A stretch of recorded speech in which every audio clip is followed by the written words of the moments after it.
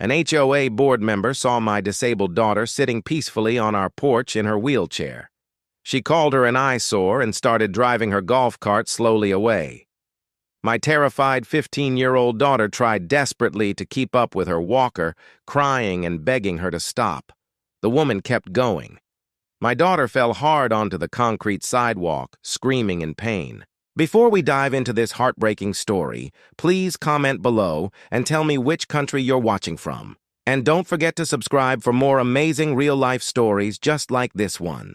The afternoon sun was beating down mercilessly on Willow Creek's perfectly manicured lawns as I watched my daughter Emma through our kitchen window.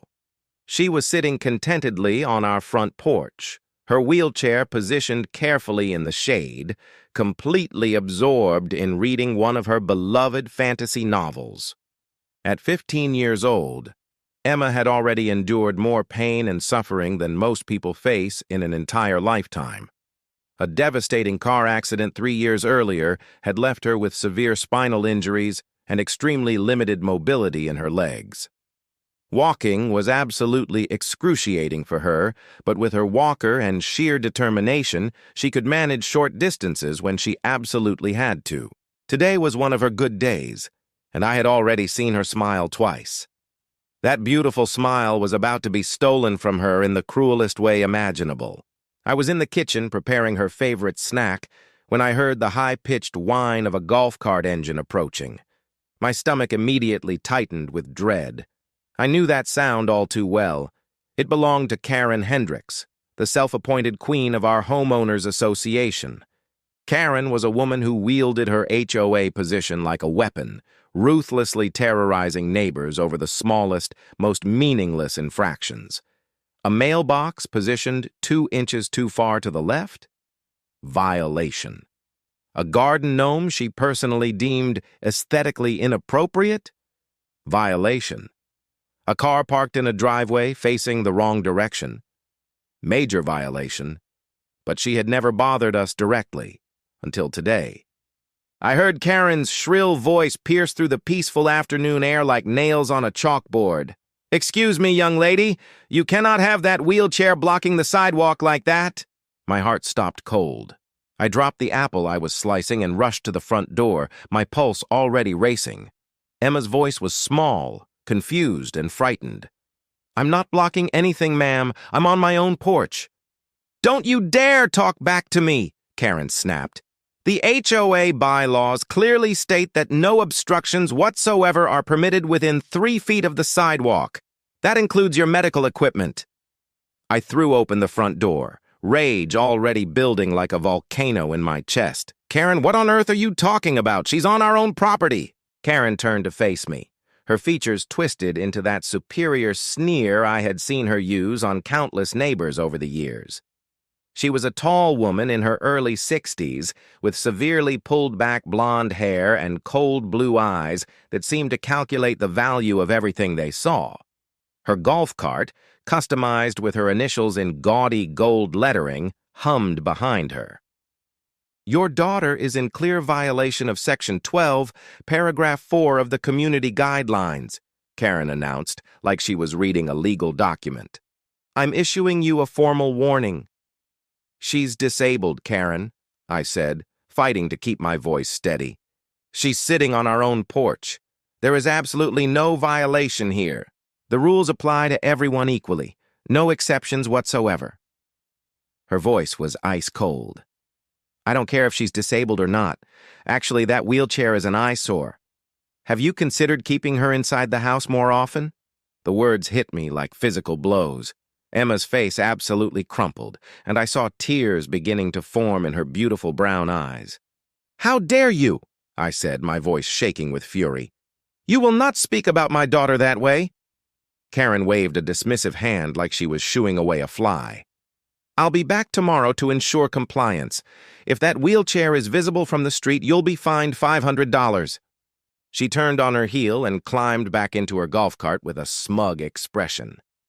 That's when Emma did something that still haunts me every single day.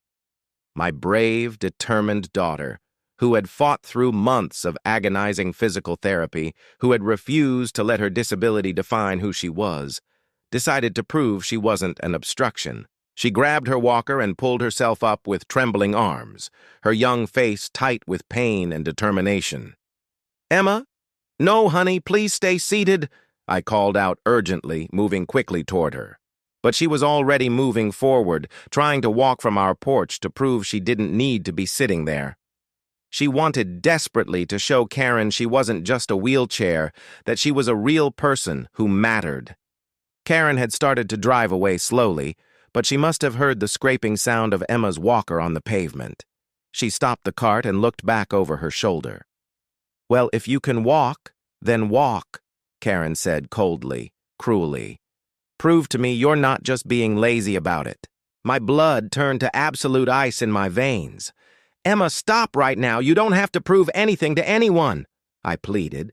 But Emma, hurt beyond words and desperate to show she was more than Karen's cruel words suggested, kept moving forward.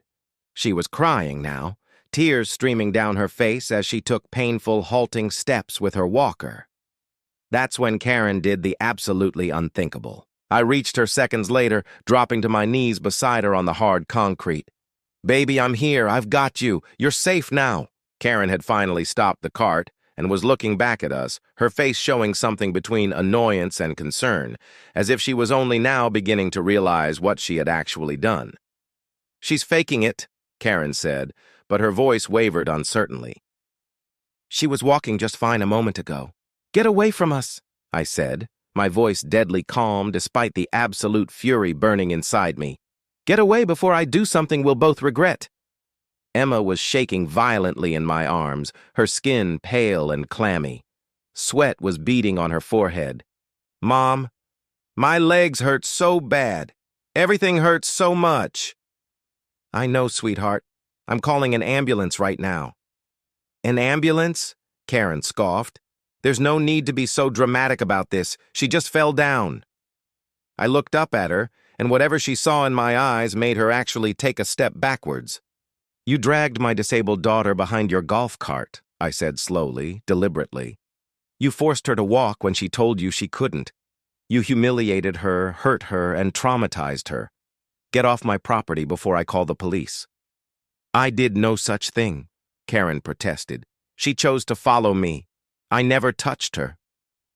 Several neighbors had emerged from their homes by now, drawn by the commotion and Emma's screams. Old Mr. Chen from across the street was already walking over quickly, his phone in his hand. "I recorded the whole thing," he said quietly but firmly. "I saw exactly what you did, Mrs. Hendricks." Karen's face went deathly white, then bright red. "That girl was violating HOA rules. I was simply enforcing them as is my duty."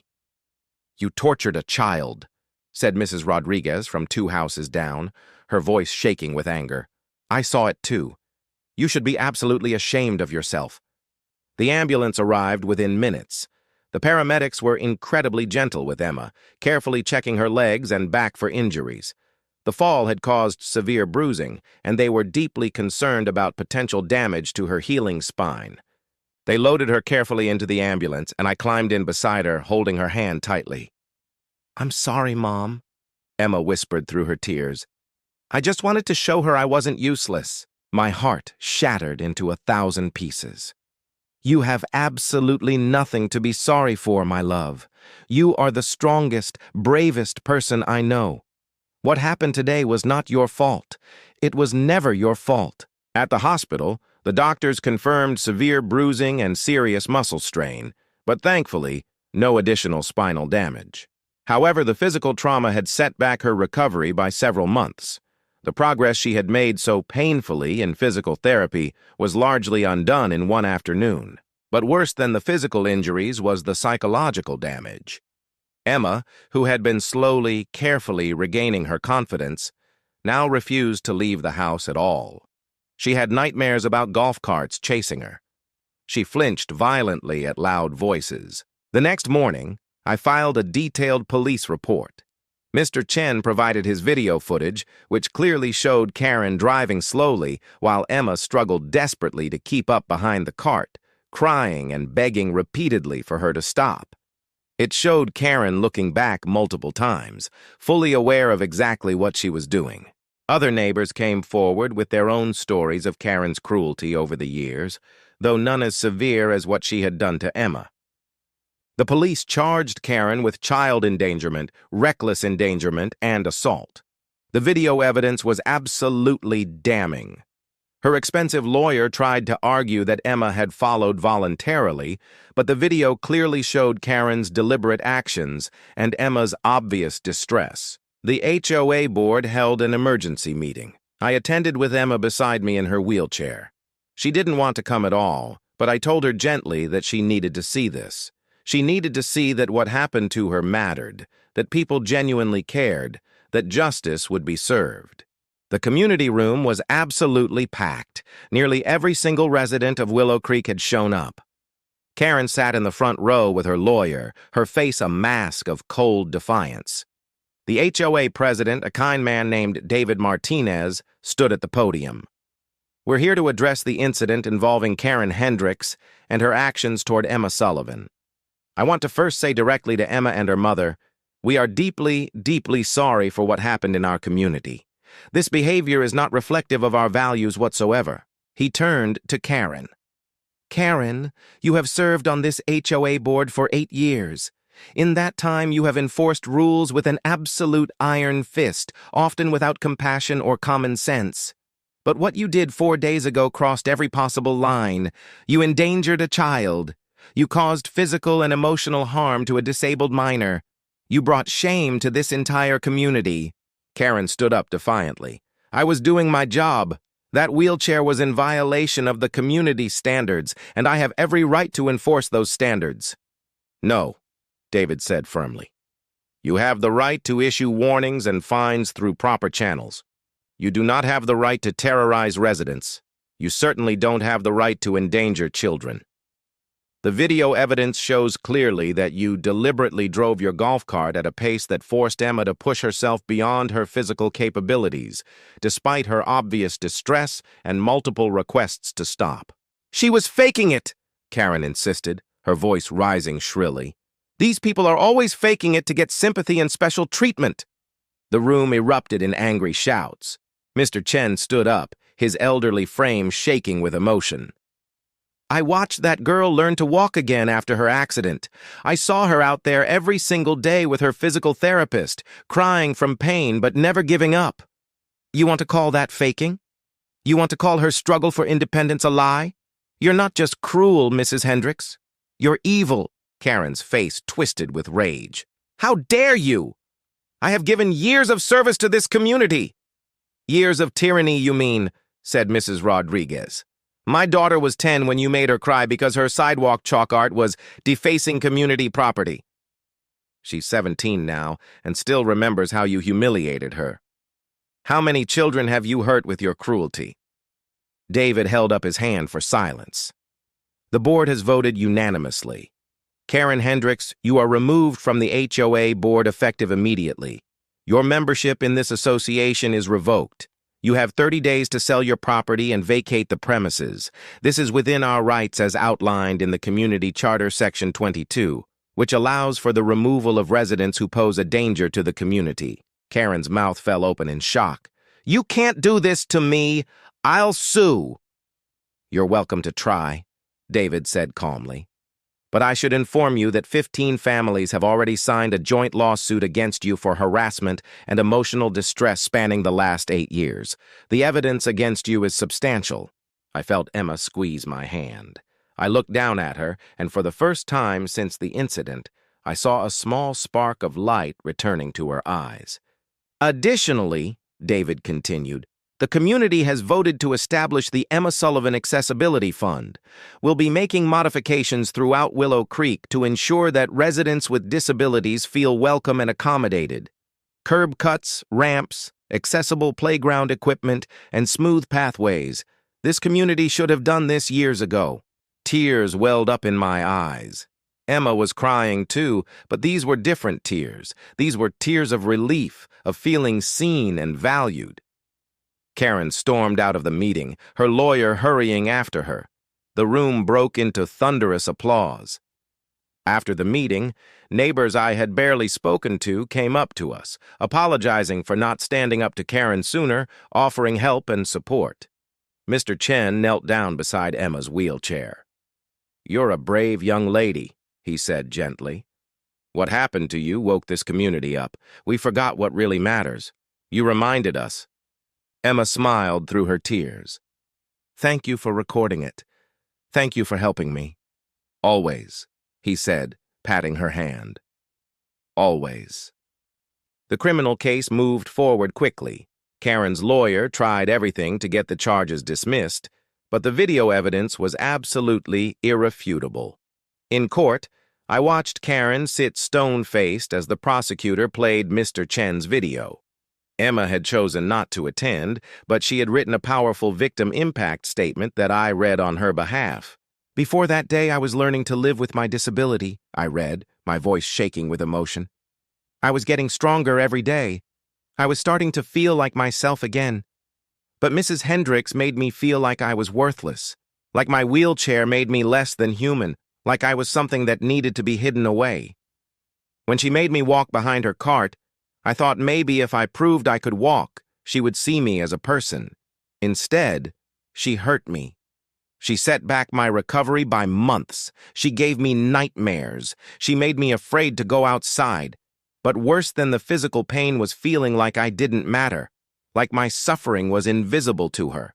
The statement went on, describing Emma's struggles since the incident, her fears, her setbacks in therapy, her anxiety. When I finished reading, several jurors were wiping their eyes. Karen's lawyer put her on the stand, and it was a complete disaster.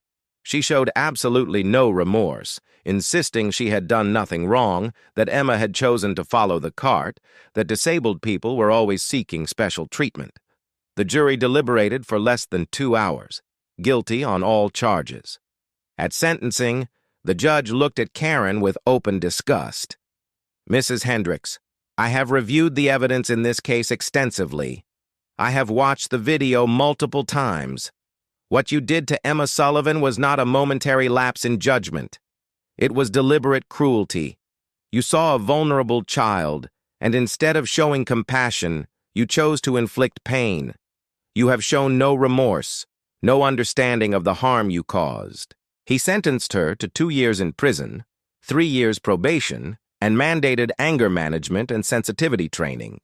Additionally, he ordered her to pay $50,000 in damages to our family for Emma's medical expenses and therapy. Karen's face went purple with rage. "This is outrageous! I was enforcing community rules!" "You were abusing a child," the judge said coldly. "Be grateful the sentence isn't longer." As they led Karen away in handcuffs, she looked back at me with pure hatred in her eyes. I felt nothing but pity. This woman had spent so much of her life focused on rules and control that she had lost her humanity, and now she would spend years behind bars because of it. The months that followed were incredibly hard. Emma struggled with trauma and major setbacks in her physical recovery. We found an excellent therapist who specialized in working with young people dealing with both trauma and disability. Slowly, painfully, Emma began to heal. The turning point came 6 months after the incident. The community had finished installing the new accessible pathways and ramps throughout the neighborhood. David Martinez knocked on our door one Saturday morning. "Emma," he said, "we're having a ribbon-cutting ceremony for the new accessible playground. We'd like you to be the one to cut the ribbon. This all happened because of you, because of your courage." Emma looked at me, uncertainty clouding her eyes. "I don't know if I can, Mom." "You don't have to do anything you're not ready for," I assured her. But I saw something shift in her expression. A spark of the old Emma, the fighter who had pushed through months of excruciating therapy, who had refused to let her accident define her. "I'll do it," she said quietly. The ceremony was absolutely beautiful.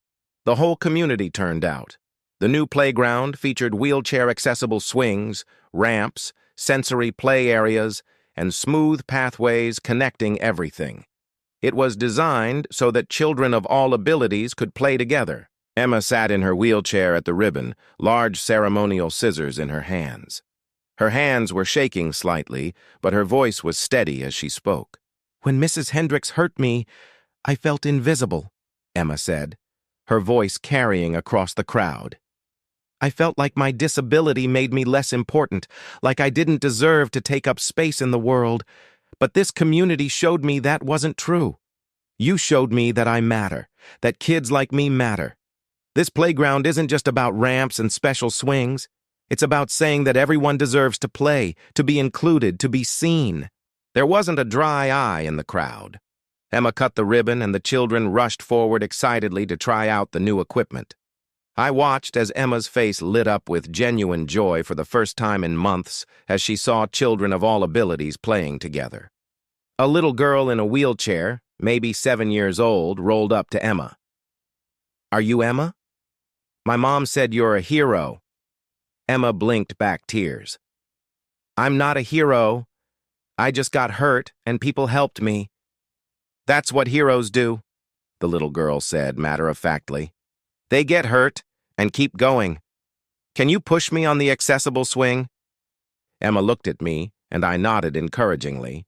She transferred from her wheelchair to her walker and, moving slowly but steadily, walked with the little girl to the swings.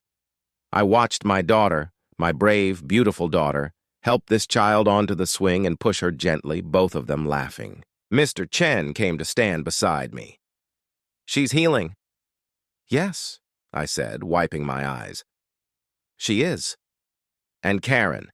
She's in prison where she belongs. But honestly, Mr. Chen, I don't think about her much anymore. I'd rather focus on this, on the good that came from something horrible." He nodded. "That's wisdom. That's real healing."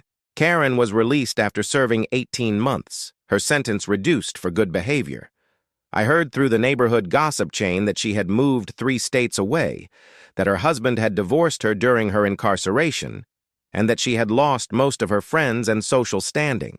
Part of me wanted to feel satisfaction at her downfall, but mostly I just felt sad for her. She had spent so much energy on cruelty and control that she had destroyed her own life. She could have chosen differently at any point. She could have shown compassion, understanding, and basic human decency. Instead, she had chosen cruelty, and it had cost her everything. Emma, on the other hand, had chosen differently. She had taken her trauma and used it to help others. She volunteered at a local disability rights organization. She mentored younger kids with disabilities. She spoke at schools about inclusion and accessibility. On the 2nd anniversary of the incident, Emma and I went to the playground together. It was a beautiful spring day, and the park was full of children playing and laughing. We sat on a bench together, watching kids of all abilities laughing and playing together on the equipment that existed because of Emma's courage. "Mom," Emma said quietly. "Yes, sweetheart. I'm glad it happened." I turned to her, shocked. "What?" "Not the trauma part," she clarified quickly. "Not the pain or the fear or any of that. But I'm glad I got to be part of something that matters. This playground exists because of what happened to me. The Accessibility Initiative passed because I spoke up. Kids with disabilities in this city have better lives now because I turned my pain into purpose." She leaned her head on my shoulder. "Mrs. Hendricks tried to make me feel worthless. Instead, she showed me how much I matter, how much all of us matter. She tried to silence me, but she gave me a voice instead." I wrapped my arm around my daughter, this remarkable young woman who had survived so much and emerged stronger, kinder, more compassionate than ever. "I'm so proud of you," I whispered. "Not because of what you survived, but because of who you chose to become." Emma smiled, that beautiful smile that lit up her whole face. "I learned it from you, Mom. You never stopped fighting for me. You showed me that love is stronger than cruelty, that kindness is more powerful than control." 3 years after the incident, I received an unexpected letter. The return address showed it was from Karen Hendricks. My first instinct was to throw it away without reading it. But Emma, now 18 and preparing for college, convinced me to open it. The letter was handwritten, the handwriting shaky and uncertain, so different from the bold, aggressive signature Karen used to slash across HOA violation notices. Dear Mrs. Sullivan and Emma, it began. I don't expect you to read this. I don't expect forgiveness. I don't deserve it. But my therapist says I need to take accountability, and more than that, I need you to know that I understand now what I did. The letter went on for 3 pages. Karen described her time in prison, how she had been forced into therapy, how she had spent months refusing to acknowledge any wrongdoing. But slowly, through therapy and the complete destruction of her old life, something had begun to crack in her hardened worldview. I watched a documentary in prison about children with disabilities, she wrote. There was a girl who looked like Emma, same age, same determination in her eyes. And I saw her struggle with her wheelchair, saw her pain, saw her courage. And for the first time, I saw her as a person, not as an inconvenience or a violation of aesthetic standards. She described breaking down emotionally, finally allowing herself to feel the weight of what she had done. She wrote about nightmares where she saw Emma's face, heard her crying, and watched her fall over and over again. Emma deserved kindness. I failed her, and I will carry that failure for the rest of my life. I finished reading and looked at Emma. Tears were streaming down her face. What do you want to do with this? I asked gently. Emma was quiet for a long moment. I want to write back. Are you sure? She nodded. Mom, I've spent 3 years learning that hurt people hurt people. Mrs. Hendricks was broken in ways I didn't understand. That doesn't excuse what she did. It doesn't make it okay. But I think I need to tell her that I'm okay, that she didn't destroy me, that I'm going to college to study disability rights law, and that what she did actually gave me purpose. 2 weeks later, Emma sent her response. She didn't forgive Karen, she explained in her letter, because forgiveness wasn't something Karen had earned or deserved. But she released the anger, released the hold that Karen's cruelty had on her heart. You tried to make me small, Emma wrote. Instead, you showed me how big I could become. You tried to silence me. Instead, you gave me a voice that reaches thousands. You tried to hurt me. Instead, you taught me the power of turning pain into purpose. I'm not grateful for what you did, but I'm grateful for who I became in spite of it. Karen never wrote back, and we never heard from her again. But that was okay. The exchange had been for Emma's healing, not for building a relationship with her abuser. Emma graduated from high school with honors and a full scholarship to study law. At her graduation, she gave a speech that brought the entire auditorium to tears. 4 years ago, someone tried to convince me I was worthless, she said, gripping the podium, standing without her walker for the first time in years. Her legs were stronger now, though she still used her wheelchair for longer distances. Someone tried to make me believe that my disability made me less than human, that I didn't deserve to take up space in the world. She paused, looking out at the crowd. That person was wrong, and every single day since then, I've worked to prove how wrong she was. Not to her, not for her, but for every kid with a disability who has ever been made to feel invisible, for every child who has been told they're an inconvenience, an eyesore, a problem to be hidden away. The crowd erupted in applause. Emma smiled.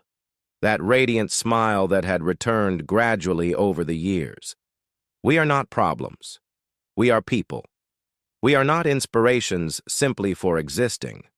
We are complex human beings with dreams and fears and hopes just like everyone else.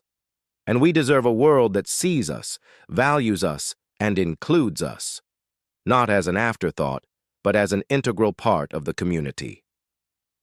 That summer, before Emma left for college, the city unveiled a new monument in the park. It was a bronze statue of a young girl in a wheelchair, her face turned upward, her expression full of determination and hope. At the base were the words, "Every person matters, every voice counts, every dream deserves space." The dedication ceremony was massive. News crews came from 3 states away. Emma's story had spread far beyond our small community, inspiring legislative changes, accessibility initiatives, and anti-bullying programs across the country. As Emma sat in her wheelchair beside the statue, cameras flashing, reporters asking questions, I saw the complete transformation from that terrified 15-year-old being dragged behind a golf cart to this confident, powerful young woman who had changed the world around her. A reporter asked her, "Do you ever think about Karen Hendricks? Do you hate her for what she did?" Emma considered the question carefully. "I don't hate her. Hate takes energy that I'd rather use to build something good.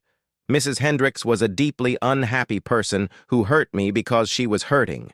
What she did was wrong, and she deserved the consequences she faced. But I've learned that the best revenge isn't hatred. It's healing. It's taking the worst thing that ever happened to you and using it to make the world better." She smiled at the camera. "Mrs. Hendricks tried to drag me down. Instead, she pushed me forward. And I'm going to keep moving forward, keep fighting for accessibility and inclusion for the rest of my life. That's my choice. That's my power. And no one can ever take that away from me." That night, as we drove home from the ceremony, Emma was quiet, lost in thought. "Penny, for your thoughts," I asked. "I was just thinking about that day," she said softly. "The day with the golf cart. How terrified I was. How much it hurt, how I thought my life was over." She turned to me, her eyes bright. "I thought that day would define me forever. That I'd always be the girl who got hurt, who got dragged, who fell. But that's not who I am. I'm the girl who got up, who fought back, who turned tragedy into triumph." "You're the girl who changed the world," I said, my voice thick with emotion. "We changed the world, Mom, together. You never gave up on me. You fought for me when I couldn't fight for myself. You showed me what real strength looks like." We pulled into our driveway, and Emma looked at our house, at the ramp we'd installed, at the accessible pathway leading to our front door, everything that had changed because of one terrible afternoon. "The golf cart is gone," she said. "Karen is gone. The pain is fading. But what we built, what we created, that's forever. That's real. That's what matters." She was absolutely right. The community we built, the laws we changed, the hearts we touched, those would last long after we were gone. Emma's courage, her resilience, her choice to transform pain into purpose that would inspire generations. As we sat there in the darkness, I realized that the story didn't end with justice or revenge or punishment. It ended with hope, with healing, with the understanding that we are all more than the worst things that happen to us, more than the cruelty we endure, more than the pain we carry. We are what we choose to become in spite of it all. And Emma chose to become extraordinary. Years from now, when Emma is a successful disability rights lawyer, when she's helped pass laws that protect vulnerable people, when she's changed countless lives, people will ask her about the golf cart incident. They'll want to know how she survived it, how she overcame it, how she turned such darkness into light. And she'll tell them the truth, that it wasn't easy, that some days she still has nightmares, that trauma doesn't just disappear because you accomplish great things. But she'll also tell them that she refused to let one cruel person's actions define her entire existence. She'll tell them about the community that rallied around her, about Mr. Chen, the neighbor who recorded the evidence when it mattered most, about the people who stood up and found their voices when they saw injustice. She'll tell them that healing isn't a destination, but a journey, and that every single day she chooses hope over bitterness, purpose over victimhood, love over hate. And somewhere, perhaps Karen will hear about Emma's successes from behind prison walls, or in whatever quiet corner of the country she's hiding in. Maybe she'll read about the laws Emma helped change, the children she's helped protect, the world she's made better. Maybe she'll feel the full weight of what she destroyed in herself by trying to destroy a child. Maybe she'll finally understand that the girl she tried to break became unbreakable. That's the real ending to this story. Not revenge, not even justice, really, but something far more powerful. The simple, profound truth that kindness will always outlast cruelty, that love will always defeat hate, and that one brave girl in a wheelchair can change the entire world. Emma is now in her second year of law school, at the top of her class. She interns at a nonprofit that fights for disability rights. She's already helped 3 families win cases against discriminatory HOAs. Last week, she called me from school, excited. "Mom, guess what? They want me to testify before Congress about HOA reform legislation. They said my story could help change federal law." My heart swelled with pride. "That's incredible, sweetheart. Your father would be so proud." "I'm nervous," she admitted, "but I keep thinking about that day. If I could survive that, I could survive anything." That's my Emma, taking the worst moment of her life and using it as fuel to change the world. The playground we built still stands in Willow Creek. Children of all abilities play there every day. There's a plaque now with Emma's words engraved on it. "Every person matters. Every voice counts. Every dream deserves space." Mr. Chen still lives across the street from our old house. He sends us pictures sometimes, children laughing on the accessible swings, families gathering at the inclusive playground, the community thriving. Mrs. Rodriguez's daughter, now in college herself, volunteers at the same disability rights organization where Emma got her start. David Martinez is still the HOA president, but the organization is completely different now. They focus on building community, not enforcing rules. They help neighbors, not harass them. The transformation is complete. Karen Hendricks tried to drag my daughter behind a golf cart. She tried to humiliate her, break her, make her feel worthless. Instead, she ignited a fire in Emma that will burn for the rest of her life. A passion for justice, for equality, for making sure no other child ever feels the way she felt that day. The golf cart is long gone, sold or scrapped somewhere. Karen's power is gone, stripped away by her own cruelty. But Emma's voice? That grows stronger every single day. She speaks at universities now. She writes articles that thousands read. She mentors young people with disabilities who see her and think, if she can do it, maybe I can too. That's the legacy. Not the pain, but what grew from it. Not the cruelty, but the courage that rose to meet it. Not the fall, but the decision to stand back up and keep fighting. Last month, Emma came home for the weekend. We drove past the old neighborhood, past the spot where it all happened. "Do you ever wish it had never happened?" I asked her. She thought for a long moment. "I wish I had never had to hurt like that. I wish no child ever had to feel that kind of pain. But I can't wish away the person it made me become. I can't wish away the lives I've touched, the changes I've helped make." She smiled. Mrs. Hendricks thought she was dragging me down. She didn't realize she was actually pushing me toward my destiny. That night, I watched Emma work on her congressional testimony at our kitchen table, her laptop open, determination in her eyes.